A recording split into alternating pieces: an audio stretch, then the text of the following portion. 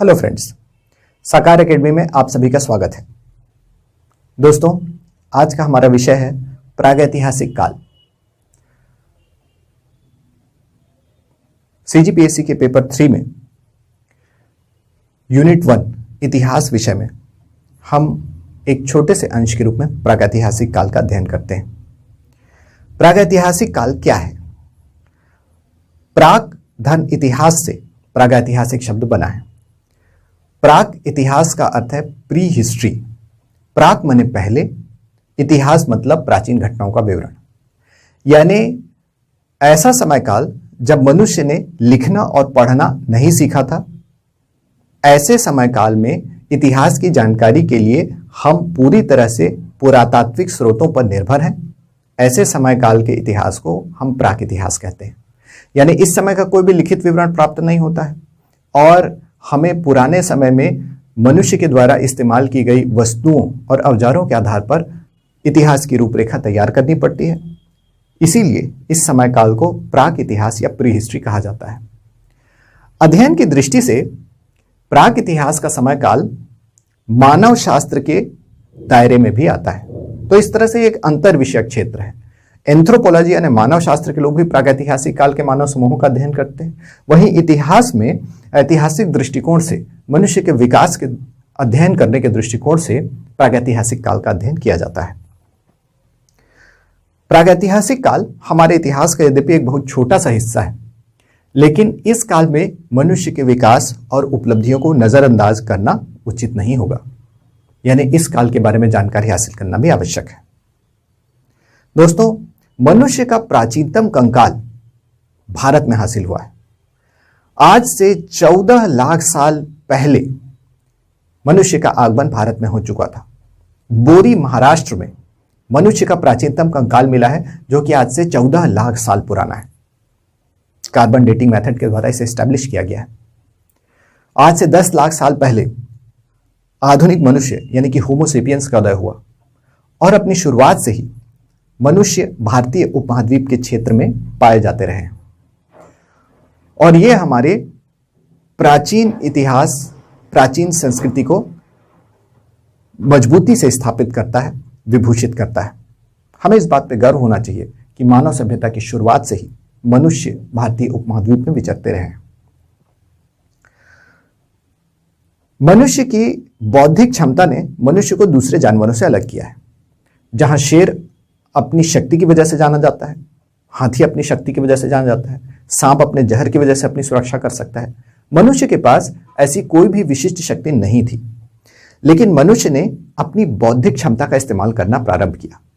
मनुष्य की बौद्धिक क्षमता उसे न सिर्फ आने वाली घटनाओं का पूर्वाभास कराने में सक्षम होती है, बल्कि मनुष्य अपनी बौद्धिक क्षमता की वजह से, अपनी कल्पना करने की क्षमता की वजह से अपने आसपास की वस्तुओं को ऐसे रूप में भी इस्तेमाल कर सकता है जिसके बारे में सामान्य रूप से सोचा नहीं जा सकता। उदाहरण, जैसे मनुष्य एक सामान्य से पत्थर को तोड़ करके, छील करके एक नुकीले पत्थर में बदल सकता है, जिसको वो शिकार करने में इस्तेमाल कर सकता है। मनुष्य किसी भी धारदार पत्थर या धारदार लकड़ी का इस्तेमाल करके किसी भी वस्तु को आसानी से काट सकता है, पेड़ों की डालियों को तोड़ सकता है और यहां तक कि फलों को तोड़ करके खाने के लिए इसका इस्तेमाल कर सकता है। तो इस तरह से अपनी आसपास की वस्तुओं को अपनी कल्पना के अनुसार, अपनी जरूरत के अनुसार ढालने की मनुष्य की इस क्षमता ने दूसरे जानवरों की तुलना में मनुष्य की उत्तरजीविता को मजबूत बनाया।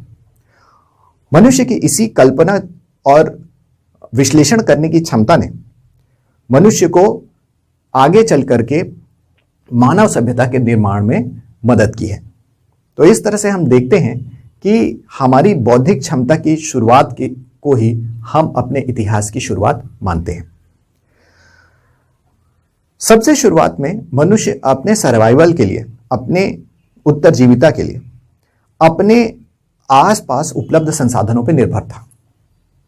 ये संसाधन बहुत ही उर्वर इलाकों में ही पाए जा सकते थे, विशेष रूप से नदियों की घाटियों में। नदी घाटी वो क्षेत्र होता है जो कि आसपास के उच्च भूमियों की तुलना में निम्न होता है और इसी वजह से ढलान के कारण नदी वहां से बहती है। तो एक ढलान वाला क्षेत्र जिसमें से नदी होकर के बहती है, उस क्षेत्र को घाटी कहा जाता है। नदी के बहने की वजह से लगातार जलोढ़ मिट्टी का जमाव इस क्षेत्र में होता है, जिसे नदी अपने साथ बहा करके लाती है। यह जलोढ़ मिट्टी बहुत ही उपजाऊ होती है।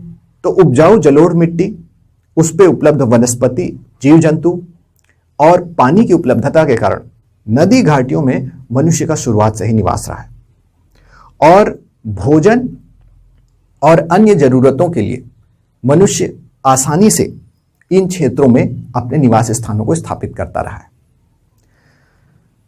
अपनी उत्तरजीविता को मजबूत बनाने के लिए मनुष्य ने समूहों में निवास करने का भी विचार अपनाया है, ताकि अपनी सुरक्षा के साथ साथ अगली पीढ़ी को सुरक्षित रखते हुए मानव समुदाय को आगे बढ़ाने का कार्य मनुष्य कर सके।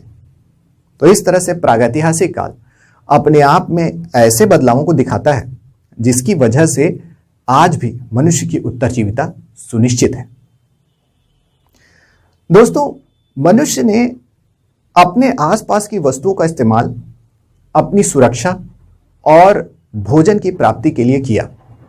यही मनुष्य को दूसरे जानवरों की तुलना में ज्यादा सक्षम और शक्तिशाली बनाती है। आसपास उपलब्ध वस्तुओं में सबसे कठोर और ताकतवर वस्तु थी पत्थर, और अपने इतिहास के बहुत ही लंबे समय काल तक मनुष्य ने अपने आसपास उपलब्ध पत्थरों का इस्तेमाल अपनी सुरक्षा और शिकार के द्वारा भोजन की प्राप्ति के लिए किया है। अगर ये पत्थर सामान्य रूप से मिल जाएं तो अच्छी बात है, लेकिन अगर सामान्य रूप से ये पत्थर नुकीले या धारदार नहीं हैं तो इन्हें वैसा बना करके ज्यादा उपयोगी रूप में काम में लाया जा सकता है। और इसी तरह से पत्थरों को अपनी जरूरत के हिसाब से ढाल करके पत्थर के औजारों का इस्तेमाल करना मनुष्य के इतिहास की एक महत्वपूर्ण घटना है। और एक लंबे समय काल तक मनुष्य ने पत्थरों के बने हुए औजारों का इस्तेमाल अपने जीवन को सुरक्षित और समृद्ध बनाने में किया है। इतिहास के इस समय काल को हम पाषाण युग कहते हैं। आज से 10 लाख साल पहले से शुरू होकर के लगभग 10,000 साल पहले तक पाषाण युग विस्तृत रहा है। और इन पाषाण युगों में मनुष्य के द्वारा उपयोग किए जाने वाले पत्थर के औजारों के बदलते स्वरूपों को ध्यान में रख के हम पाषाण युग की सीमाओं को निर्धारित करते हैं। यानी जैसे जैसे हमारे औजारों का स्वरूप बदलता है, वैसे वैसे हमारे पाषाण युग के अंतर्गत विभिन्न युगों को, विभिन्न कालखंडों को हम निर्धारित करते हैं। यानी औजार बदले तो कालखंड बदल गया। तो ऐसा समय काल जिसमें मनुष्य के द्वारा अपने पोषण और सुरक्षा के लिए पत्थर के औजारों का इस्तेमाल किया गया है, पाषाण युग कहलाता है। और पत्थर के औजारों के डिजाइन, उनके विन्यास में होने वाले परिवर्तन के आधार पर हम पाषाण युग के विभिन्न कालखंडों को निर्धारित करते हैं। प्रत्येक कालखंड की अपनी विशेषताएं हैं और औजारों के निर्माण की तकनीकी में बदलाव होने के साथ ही मनुष्य की अर्थव्यवस्था में और उसकी उपलब्धियों में भी बदलाव आते रहे हैं। तो दोस्तों, पाषाण युग के अंतर्गत सबसे पहला कालखंड है पूरा पाषाण युग, पेलियोलिथिक एज। पूरा पाषाण युग या पेलियोलिथिक एज। पूरा का मतलब है पुराना, पाषाण का मतलब है पत्थर। 10 लाख साल पहले से लेकर के यह लंबे समय तक, लगभग 1 लाख साल पहले तक के समय काल में पूरा पाषाण या पेलियोलिथिक एज स्थापित होता है। पूरा पाषाण या पेलियोलिथिक एज में पत्थर के जो औजार मिलते हैं यह विशाल पत्थरों से बने हुए हैं। यानी शुरुआत में मनुष्य को शिकार करने के लिए भारी और नुकीले पत्थरों की जरूरत थी। यानी पत्थर सिर्फ नुकीले हों तो जानवर पे असर नहीं पड़ेगा, और पत्थर अगर सिर्फ भारी हो तो भी शिकार करना बहुत मुश्किल होगा, यहां तक कि उसको सामान्य रूप में भी इस्तेमाल नहीं किया जा सकता। तो इस समय काल में जो औजार मिले हैं उन्हें हम मेगालिथिक की श्रेणी में रख सकते हैं। मेगा का मतलब बड़ा है, लिथिक का मतलब है पत्थर। मेगालिथिक यानी महापाषाण, बड़े पत्थरों से बने हुए औजार। पंजाब में सोहन नदी की घाटी में हमें सबसे प्राचीनतम हस्त कुठार यानी कि हैंड एक्स की प्राप्ति हुई है।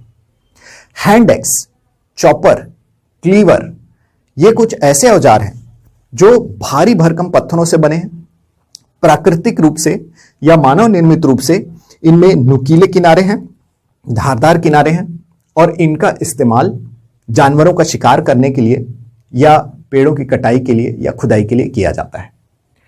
तो पंजाब के सोहन नदी की घाटी में प्राचीनतम हस्तकुठार भारत में मिला है, और यह हस्तकुठार या हैंडेक्स कुछ ऐसी आकृति का है कि आपको एक्स यानी कि कुल्हाड़ी जैसा प्रतीत हो, लेकिन यह कुल्हाड़ी का बहुत ही प्रारंभिक रूप है, जिसमें एक तरफ धार है, एक तरफ नुकीलापन है, और इस तरह से हम इसे एक प्रारंभिक औजार के रूप में स्वीकार करते हैं।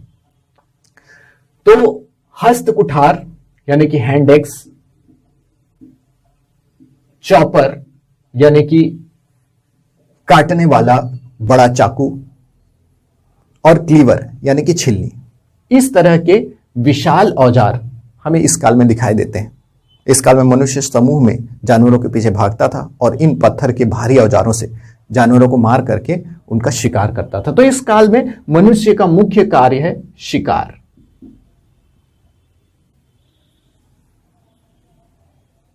इस काल में मनुष्य मुख्य रूप से मांसाहारी है, जो शिकार करके कच्चे मांस को खाता है और उससे पोषण हासिल करता है।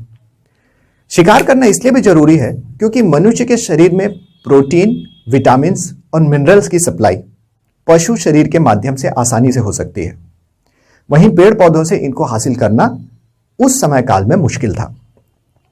इसके अलावा फल इत्यादि, कंदमूल इत्यादि मौसमी हुआ करते थे, जबकि शिकार पूरे साल आसानी से हासिल किया जा सकता था। इसका कैलोरी मान भी पर्याप्त होता है। इसकी वजह से मनुष्य समूह की जरूरतों की लंबे समय तक पूर्ति करने के लिए शिकार एक उचित साधन था। मनुष्य समूह में शिकार करता था और शिकार करने के बाद समूह में इसका सेवन करता था। बड़े से बड़ा शिकार करने के बाद उसे इकट्ठा रख करके लंबे से लंबे समय तक खाने की इच्छा यह मनुष्य के अंदर प्रबल थी। इसके अलावा फलों और कंदमूल को भी मनुष्य इकट्ठा करके अपने भोजन के रूप में इस्तेमाल करता था। ज्यादा से ज्यादा समय तक भोजन रखने से मनुष्य ज्यादा सुरक्षित महसूस करता था। यही वजह है कि इस समय की अर्थव्यवस्था का मुख्य कार्य संग्रहण था, और इसे हम संग्राहक अर्थव्यवस्था के रूप में जानते हैं। यानी इस समय की अर्थव्यवस्था को संग्राहक अर्थव्यवस्था कहा जा सकता है, जिसमें मनुष्य का मुख्य कार्य शिकार या कंदमूल फल हासिल करके उनका संग्रहण करना था। और यह संग्राहक अर्थव्यवस्था सिर्फ और सिर्फ सर्वाइवल पे, मनुष्य की उत्तरजीविता पे फोकस करती है। तो यह अर्थव्यवस्था संग्राहक अर्थव्यवस्था कहलाती है। इस काल में कुछ क्षेत्रों में मनुष्य गुफाओं में रहा करते थे, जो कि उनकी सुरक्षा के लिए आवश्यक था, और ये गुफाएं अक्सर जल स्रोतों के पास रहती थी। संग्रहण में सफल होने के बाद अक्सर खाली समय में मनुष्य रचनात्मक कार्यों में अपना मन लगाता था। यह दूसरी विशेषता है जो मनुष्य को जानवरों से अलग करती है। अपनी जरूरत पूरा होने के बाद मनुष्य अपनी बुद्धि के रचनात्मक पहलुओं का इस्तेमाल करता है, और यह रचनात्मकता हमें चित्रों के रूप में, ध्वनियों के रूप में, जिसमें भाषा, गाना, संगीत, इन रूपों में सुनाई देती है। यहां तक कि लिपि और साहित्य के रूप में भी हमें दिखाई देती है। यद्यपि इस काल में साहित्य विकसित नहीं हो रहा है, लेकिन इस काल में मनुष्य ने अपनी कल्पना को मूर्त रूप देने के लिए गुफा की दीवारों पे पत्थरों के माध्यम से चित्र बनाना प्रारंभ किया, और यही मनुष्य की रचनात्मकता के सबसे प्राचीनतम उदाहरण है। तो पूरा पाषाण युग में मनुष्य की प्राचीनतम उपलब्धि है शैल चित्र। मनुष्य की प्राचीनतम उपलब्धि है शैल चित्र, यानी गुफा की दीवारों पर पत्थरों के माध्यम से बनाए गए ऐसे चित्र जिसमें मनुष्य ने अपने आसपास उपस्थित चीजों का एक रेखा चित्र बनाने का प्रयास किया है। और मनुष्य के ये प्राचीनतम शैल चित्र मध्य प्रदेश में भीमबेटका की गुफाओं में पाए गए हैं। भीमबेटका या भीमबैठका मध्य प्रदेश, भोपाल के नजदीक भीमबेटका की गुफाएं हैं। जहां पर मनुष्य के द्वारा निर्मित प्राचीनतम शैल चित्र पाया गया है। यह दुनिया का सबसे प्राचीन शैल चित्र है और इसीलिए भीमबेटका की गुफाएं यूनेस्को की विश्व विरासत सूची में शामिल है। यूनेस्को के United Nations Educational Scientific and Cultural Organization, UNESCO, जिसका मुख्यालय पेरिस में है, यह दुनिया भर के कल्चरल और नेचुरल, सांस्कृतिक और प्राकृतिक धरोहरों की एक सूची तैयार करता है। इसमें सांस्कृतिक धरोहरों की सूची में भीमबेटका के मनुष्य के द्वारा निर्मित प्राचीनतम शैल चित्र शामिल हैं, जो कि पुरा पाषाण युग के मनुष्यों के द्वारा बनाए गए हैं। पुरा पाषाण युग में बनाए गए शैल चित्रों में छत्तीसगढ़ में भी मनुष्य ने शैल चित्रों का निर्माण किया है और इस काल में जो शैल चित्र बने हैं इसमें सिंघनपुर में स्थित शैल चित्र प्रमुख हैं। सिंघनपुर, रायगढ़।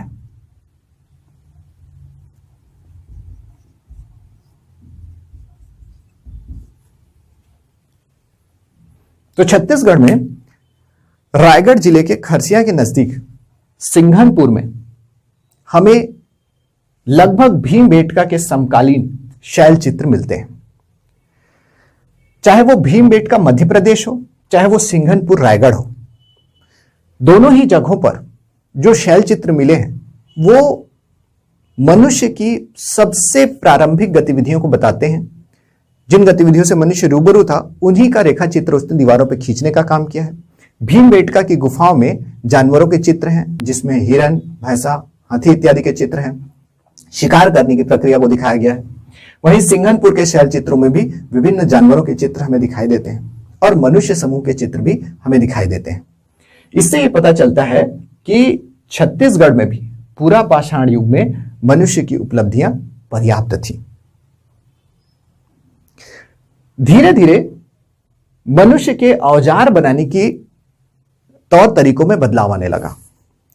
औजारों का इस्तेमाल करते करते मनुष्य को यह महसूस होने लगा कि भारी भरकम पत्थरों से बनने वाले औजारों की जगह मनुष्य छोटे पत्थर के औजारों से भी वही लाभ हासिल कर सकता है और इन छोटे औजारों से न सिर्फ मनुष्य को ज्यादा तेज भागने, दूर तक पहुंचने में मदद मिलेगी, बल्कि छोटे छोटे और सूक्ष्म कार्य करने में ज्यादा आसानी साबित होगी। तो इस तरह से पत्थरों को तोड़कर, छीलकर और घिसकर मनुष्य ने मेगालिथिक औजारों की जगह माइक्रोलिथिक औजारों का निर्माण शुरू किया। माइक्रो का अर्थ है छोटा, लिथिक का अर्थ है पत्थर। तो मेगा से माइक्रो, बड़े पत्थरों की तुलना में, वृहद पाषाण की तुलना में लघु पाषाण औजारों का निर्माण शुरू हुआ। ये लघु पाषाण या माइक्रोलिथिक औजार जिस तरह से डिजाइन किए गए वही डिजाइन आज भी हम इस्तेमाल कर रहे हैं। इस काल का सबसे महत्वपूर्ण औजार है चाकू। पत्थर के टुकड़े को काट करके, उसे छील करके धारदार बनाया गया और यहीं पर इतिहास का सबसे पहला चाकू निर्मित होता है। पेड़ों की छाल को हत्थे में बांधने से यह चाकू और भी ज्यादा प्रभावी साबित होने लगा, जिसे आसानी से पकड़ करके जानवरों का पीछा किया जा सकता था और जानवरों को मारा जा सकता था। चाकू को लकड़ी के अंत में लगाने पर भाले का भी निर्माण हुआ।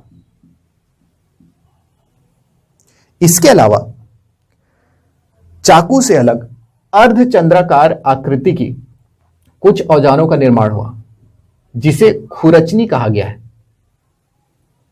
इस खुरचनी में किनारे की ओर धार होती है, जिससे आसानी से फलों को छीला जा सकता है। इससे हड्डी से मांस को आसानी से छील करके अलग किया जा सकता है और यहां तक कि जानवरों की खाल भी आसानी से उतारी जा सकती है। तो इस खुरचनी या छिलनी जैसे आविष्कार ने माइक्रोलिथिक औजारों को एक नई ऊंचाई प्रदान की। तो चाकू, भाला, खुरचनी, इन औजारों ने, इन माइक्रोलिथिक औजारों ने अपने छोटे साइज की वजह से मनुष्य को शिकार करने में आसानी प्रदान की और जानवर की खाल निकाल करके उससे कपड़े बनाने की सुविधा उपलब्ध कराई, उससे शरीर को ढकने और ठंड से बचाने की सुविधा दी। जानवरों की हड्डियों को अलग करके हड्डियों से उपयोगी सामान बनाने की प्रेरणा दी। इसके अलावा मांस को अलग करके उसके ज्यादा से ज्यादा इस्तेमाल करने की क्षमता को भी बढ़ावा दिया। वहीं पेड़ों से फल तोड़ने और अन्य प्रकार के औजारों के निर्माण में भी चाकू, भाला, खुरचनी जैसे औजार काफी कारगर साबित हुए। भाले के आविष्कार ने मनुष्य की शिकार करने की क्षमता को कई गुना बढ़ा दिया, जिसमें दूर से ही मनुष्य जानवरों पर हमला करके शिकार कर सकता था। तो इस तरह से माइक्रोलिथिक औजारों ने एक नए युग का शुरुआत किया, जिसे मध्य पाषाण युग या मीजोलिथिक एज कहा जाता है। तो माइक्रोलिथिक औजारों की वजह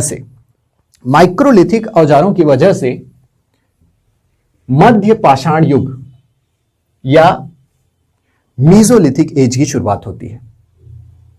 और यह बदलाव किसी खास तारीख को नहीं हुए थे, बल्कि एक लंबी प्रक्रिया का हिस्सा थे। यही वजह है कि हम तारीख के बजाय बदलावों के आधार पर पूरा पाषाण से मध्य पाषाण की ओर आगे बढ़ते हैं। जब मेगालिथिक से माइक्रोलिथिक औजार मिलने शुरू हो जाते हैं तो पूरा पाषाण से मध्य पाषाण काल का आगमन हो जाता है। लेकिन इस समय काल में भी मुख्यतः शिकार मनुष्य का मुख्य गतिविधि था। यहीं से मनुष्य को ज्यादातर पोषण मिलता था। लेकिन अब शिकार करने की क्षमता बढ़ चुकी थी और ज्यादा बड़ी मात्रा में शिकार होने की वजह से अब कुछ ही शिकारी ढेर सारा शिकार कर सकते थे, भाले के माध्यम से, चाकू के माध्यम से।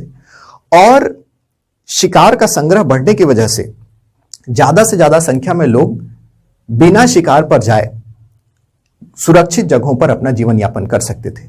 विशेष रूप से बच्चे जो कि जंगल के वातावरण में असुरक्षित थे, ज्यादा मात्रा में शिकार होने की वजह से बच्चों के पोषण की पर्याप्त व्यवस्था हुई, उनकी उत्तरजीविता बढ़ी और मानव समाज की जनसंख्या में तेजी से वृद्धि हुई।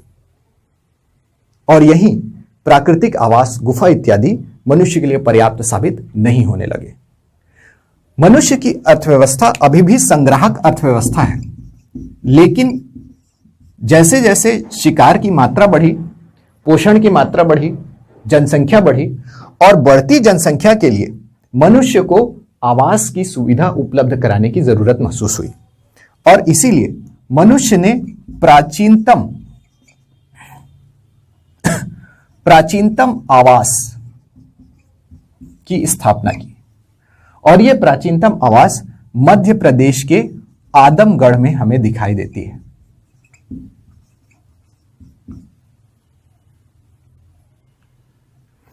तो दोस्तों, मध्य पाषाण काल में माइक्रोलिथिक औजारों का इस्तेमाल करके ज्यादा मात्रा में शिकार किया गया। मनुष्य बेहतर संग्राहक अर्थव्यवस्था को संचालित कर रहा है और ऐसे में बढ़ती जनसंख्या के निवास के लिए अब चार दीवारी और छत का निर्माण मनुष्य ने किया और प्राचीनतम आवास हमें आदमगढ़ में मिलता है। शिकार करने के दौरान कई बार मनुष्य को कई पशु जीवित भी मिल जाते थे और इस तरह से मनुष्य ने इन पशुओं को अपने साथ रख के पशुपालन की प्रक्रिया का भी शुरुआत किया है। तो प्राचीनतम आवास के साथ प्राचीनतम पशुपालन का हमें साक्ष्य मिलता है और यह पशुपालन का साक्ष्य हमें बागोर राजस्थान से मिला है। तो इस तरह से मनुष्य ने न सिर्फ आवास का निर्माण किया है, मध्य पाषाण काल की उपलब्धि के रूप में प्राचीनतम आवास आदमगढ़ मध्य प्रदेश में मिला है और प्राचीनतम पशुपालन का साक्ष्य हमें बागोर राजस्थान से मिला है। तो इस तरह से मध्य पाषाण काल में मनुष्य उपलब्धियों की नई ऊंचाइयां हासिल कर रहा है और एक समूह के रूप में अपने जीवन को सक्षम बना रहा है। ऐसा माना जाता है कि इसी काल में मनुष्य ने आग का इस्तेमाल करना सीखा और आग के माध्यम से भोजन बनाने की शुरुआत की है। छत्तीसगढ़ में इस दौरान शैल चित्रों का व्यापक निर्माण जारी है, यानी छत्तीसगढ़ में माइक्रोलिथिक औजारों का सीमित मात्रा में ही हमको प्रचलन देखने को मिलता है। और कबरा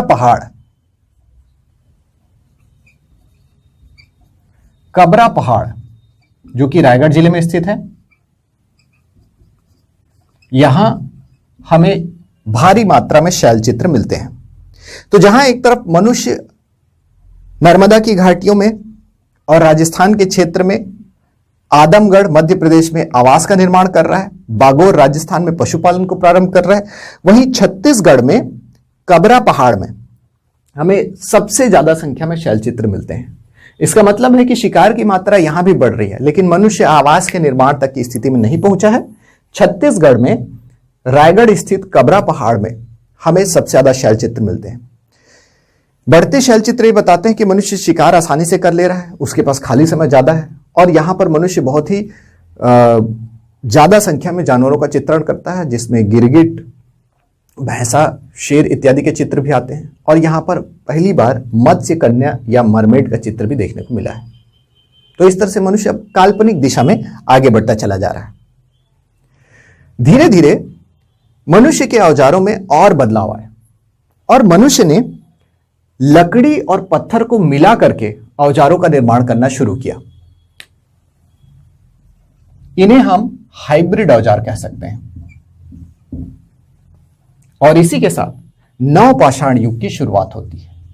नवपाषाण काल या नियोलिथिक एज, पूरा पाषाण, मध्य पाषाण के बाद नवपाषाण काल या नियोलिथिक एज की शुरुआत होती है। नियोलिथिक एज में औजार लकड़ी और पत्थर दोनों के सहयोग से बनाए जाने लगे, लकड़ी और पत्थर के कॉम्बिनेशन से बनाए जाने लगे।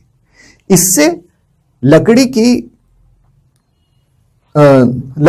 का लचीलापन और मजबूती औजार को मिली और उसके साथ साथ पत्थर की ताकत और धार का पूरा इस्तेमाल किया गया। तो इस तरह से ये हाइब्रिड औजार मध्य पाषाण काल की तुलना में मनुष्य के तौर तरीकों में गहरा बदलाव लाते हैं और नवपाषाण काल की शुरुआत करते हैं। इन हाइब्रिड औजारों में कुल्हाड़ी बहुत ही महत्वपूर्ण औजार है। शुरुआती कुल्हाड़ी को लकड़ी के लट्ठे के ऊपर पत्थर को फंसा करके बनाया गया था, जिसमें एक तरफ धार और दूसरी तरफ नुकीलापन था। यानी एक धारदार पत्थर में छेद करके उसमें लकड़ी का एक फाल लगाया गया और इस तरह से शुरुआती कुल्हाड़ी का निर्माण हुआ। यह कुल्हाड़ी न सिर्फ शिकार के लिए बहुत कारगर थी, बल्कि पेड़ों को काट करके इसके माध्यम से जमीन खाली किया जा सकता था। और इन खाली जमीनों में पौधों को उगते देख करके मनुष्य को कृषि का विचार आया। इसी के साथ हाइब्रिड औजारों में हल एक महत्वपूर्ण औजार है। शुरुआत में लकड़ी को कुछ इस तरह से फंसा करके उसमें पत्थर का फाल लगाया गया और इस तरह से हल का निर्माण किया गया। तो इस तरह से हम देखते हैं कि मनुष्य ने पेड़ों को काट करके अपने क्षेत्र को साफ करने के लिए कुल्हाड़ी का इस्तेमाल किया। कुदाल और फावड़े का आविष्कार भी इसी के साथ हुआ और मनुष्य ने हल का निर्माण किया। और यह हल एक बहुत ही कॉम्प्लिकेटेड औजार है, जिसमें फाल की जगह, जो आज हम लोहे का फाल इस्तेमाल करते हैं, उसकी जगह पत्थर के फाल का इन्होंने इस्तेमाल किया, जिससे बड़ी आसानी से भूमि को जोता जा सकता था। और भूमि को जोतने से भूमि भुरभुरी हो जाती थी, जिसमें बड़ी आसानी से खेती की जा सकती है। यानी कुल्हाड़ी और हल जैसे औजारों की वजह से मनुष्य शिकार से आगे बढ़ करके खेती की ओर आ रहा है और शिकार के बजाय कृषि मनुष्य की महत्वपूर्ण आर्थिक गतिविधि बन गई। यानी इस काल में मनुष्य का मुख्य कार्य कृषि है। यद्यपि मनुष्य ने शिकार करना नहीं छोड़ा है, लेकिन शिकार अब पोषण के लिए द्वितीयक भूमिका में आ चुका है और कृषि जो है ये प्राथमिक भूमिका में आ चुका है। और इसी वजह से हम इस नई अर्थव्यवस्था को, नवपाषाणकालीन अर्थव्यवस्था को उत्पादक अर्थव्यवस्था कहते हैं। संग्राहक अर्थव्यवस्था यानी कि शिकार करके मांस का संग्रह करना या कंदमूल और फलों का संग्रह करना, यह द्वितीय कार्य हो गया।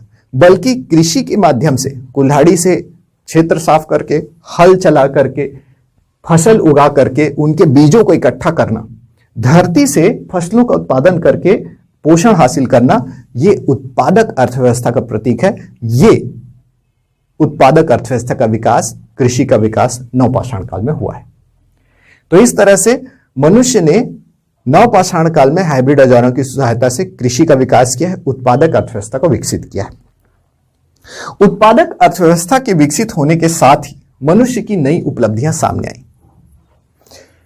इस काल में कृषि के विकास के साथ साथ पहिए का आविष्कार हुआ है। पहिए के आविष्कार ने मनुष्य को भारी वजन को एक जगह से दूसरी जगह ले जाने के लिए प्रेरित किया। पशुपालन जिसकी शुरुआत हो चुकी थी, इसमें बैल और भैंस इत्यादि के माध्यम से पहिए वाली गाड़ियां बनाई गई, जिससे भारी मात्रा में उत्पादित कृषि उत्पादों को एक जगह से दूसरी जगह ले जाया जा सकता था। इससे मनुष्य की अर्थव्यवस्था में क्रांतिकारी परिवर्तन आया। फसलों का उत्पादन, पहिए वाली गाड़ियों के माध्यम से इसका परिवहन और भारी मात्रा में इसका स्टोरेज, इससे मनुष्य बहुत लंबे समय तक, सारे साल अपनी पोषण की जरूरतों को पूरा कर सकता था। और ऐसे में मनुष्य को शिकार के लिए अपनी जान खतरे में डालने की आवश्यकता नहीं थी, बल्कि मनुष्य को एक जगह पर सुरक्षित रूप से रह करके अपने कार्यों में संलग्न रहने की आवश्यकता थी। और इस तरह से ग्राम समुदाय की स्थापना हुई। तो उत्पादक अर्थव्यवस्था ने मनुष्य को गांव बसाने के लिए प्रेरित किया, जो कि एक सुरक्षित और सामुदायिक क्षेत्र था, जहां पर मनुष्य की सभ्यता आगे बढ़ती चली गई है। तो हमें नवपाषाण युग में सबसे पहले गांव देखने को मिलते हैं। भारत में कृषि का प्राचीनतम साक्ष्य मेहरगढ़ से प्राप्त होता है।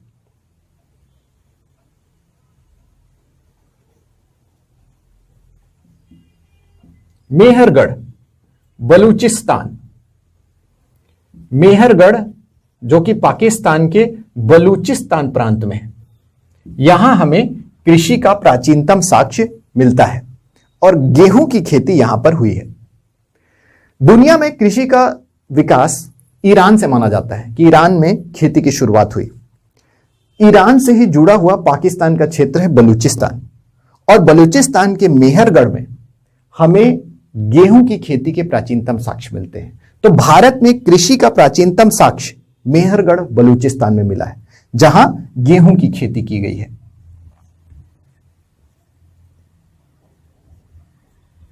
जबकि दुनिया में चावल की खेती का प्राचीनतम साक्ष्य भारत में मिला है।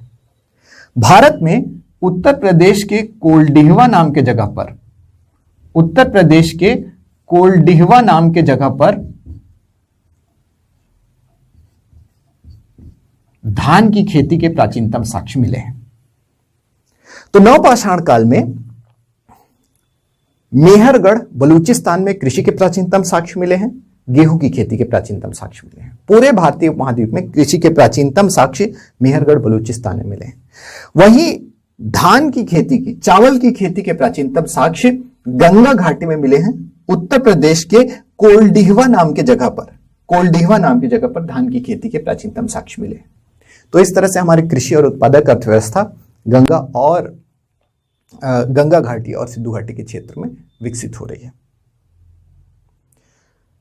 जहां तक छत्तीसगढ़ की बात करें तो छत्तीसगढ़ में अभी भी मनुष्य संग्राहक अर्थव्यवस्था में संलग्न है और उत्पादक अर्थव्यवस्था को बहुत सीमित स्थान मिला है। छत्तीसगढ़ में इस काल में भी शैल चित्र हमको मिलते हैं। छत्तीसगढ़ में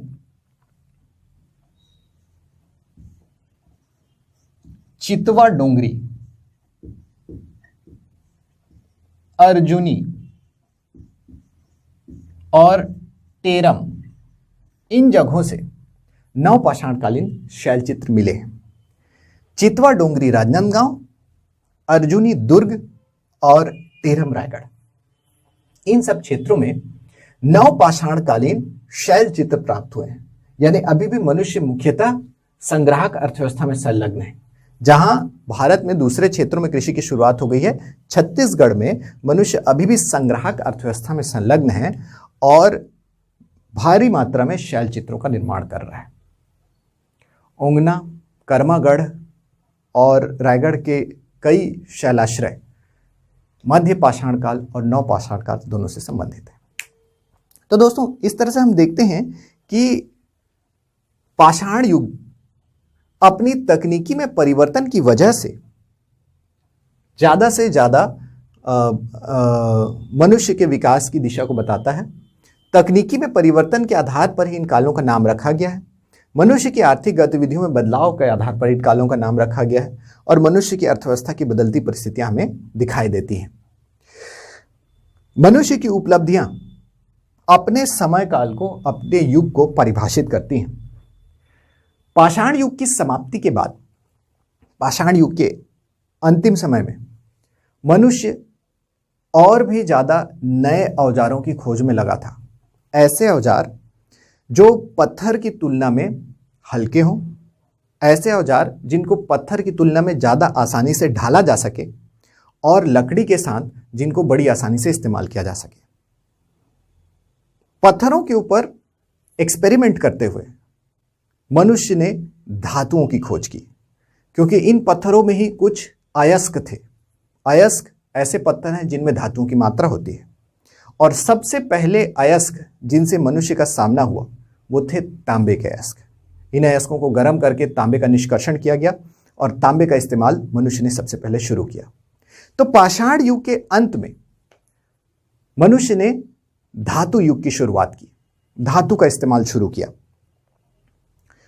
और तांबा पहली धातु थी जिसका इस्तेमाल मनुष्य ने किया है। तो तांबा धातु का इस्तेमाल मनुष्य ने सबसे पहले किया। लेकिन तांबा धातु के साथ एक समस्या थी, तांबा आसानी से मुड़ जाता था। It was a malleable metal. तो अपने लचीलेपन की वजह से तांबा मनुष्य के औजार निर्माण के लिए आदर्श धातु नहीं थी। यही वजह है कि शुरुआती औजारों को तांबा और पत्थर दोनों के साथ मिलकर के बनाया गया, और इसीलिए इस काल को हम ताम्र पाषाण युग कहते हैं। तो पाषाण युग के पश्चात, पाषाण युग की समाप्ति के बाद, पाषाण युग के पश्चात मनुष्य का धातु युग शुरू होता है। और इस धातु युग में, पाषाण युग के बाद धातु युग में मनुष्य ने सबसे पहले तांबे का इस्तेमाल शुरू किया, पर तांबे का स्वतंत्र इस्तेमाल ना होने की वजह से, पाषाण के साथ मिलकर इस्तेमाल होने की वजह से हम इसे ताम्र पाषाण युग कहते हैं, चैल्कोलिथिक एज। ताम्र पाषाण युग या चैल्कोलिथिक एज, इसमें पहली बार तांबा और पत्थर को लकड़ी के साथ लगा करके इस्तेमाल किया गया है। तांबा और पत्थर के हाइब्रिड औजार बनाए गए हैं जिनको कि लकड़ी के लट्ठों के साथ इस्तेमाल किया गया है। तो ताम्र पाषाण युग में तांबा और पत्थर के हाइब्रिड औजारों का इस्तेमाल किया गया है, और तांबे का इस्तेमाल करके औजारों को बहुत ही मजबूत बनाया गया। विशेष रूप से भाला और चाकू जैसे औजार, जो छोटे औजार थे माइक्रोलिथिक, उनकी जगह पे तांबा काम आने लगा, और भारी औजारों में तांबा और पत्थर को मिला करके संयुक्त रूप से लकड़ी के साथ इस्तेमाल किया गया। ताम्र पाषाण युग की संस्कृति में मध्य प्रदेश में मालवा संस्कृति और जो एरण संस्कृति प्रमुख है। तो मालवा संस्कृति और एरण संस्कृति, नर्मदा घाटी के क्षेत्र में उपलब्ध संस्कृतियां, ये सब ताम्र पाषाण युग की मुख्य संस्कृतियां हैं, क्योंकि मध्य प्रदेश में तांबा आसानी से मिलता है। इसके अलावा महाराष्ट्र में जोरवे संस्कृति, दैमाबाद, ये सारी जगहें ताम्र पाषाण युगीन संस्कृति का प्रतिनिधित्व करती हैं। जहां भारत के दूसरे क्षेत्रों में ताम्र पाषाण युगीन संस्कृति प्रभाव में थी, वहीं छत्तीसगढ़ में महापाषाण संस्कृति के अवशेष हमें देखने को मिलते हैं। तो ताम्र पाषाण युग में हमें मालवा, एरण, जोरवे संस्कृति इत्यादि देखने को मिलती है। मालवा और एरण मध्य प्रदेश में और जोरवे महाराष्ट्र में उपलब्ध संस्कृतियां हैं। वहीं छत्तीसगढ़ की हम बात करें तो इस समय काल में छत्तीसगढ़ में हमें महापाषाण संस्कृति देखने को मिलती है। यद्यपि समय काल को लेकर के अभी भी विवाद है, लेकिन ताम्र पाषाण युग के अंत और कांस्य युग की शुरुआत के समय में छत्तीसगढ़ में अनिवार्य रूप से महापाषाण संस्कृति देखने को मिली है। छत्तीसगढ़ में धारवाड़ शैलों में पर्याप्त मात्रा में लोहा पाया जाता है। कवर्धा से लेकर के दंतेवाड़ा तक एक धारवाड़ शैलों का एक सीरीज है जिसमें हमारे सारी लोहे की खानें हैं। बालोद जिले में दली राजहरा की खानें, और उसी क्षेत्र में आसानी से लौह अयस्क की उपलब्धता सुनिश्चित है।